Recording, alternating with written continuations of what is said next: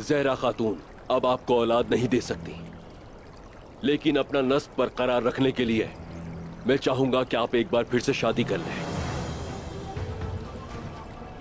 मेरे बाबा सुलेमान शाह का नस्ब बरकरार रखने वाला उस्मान की वजह से, जिसे मैंने जिला वतन कर दिया था, मेरा बेटा बहादुर है।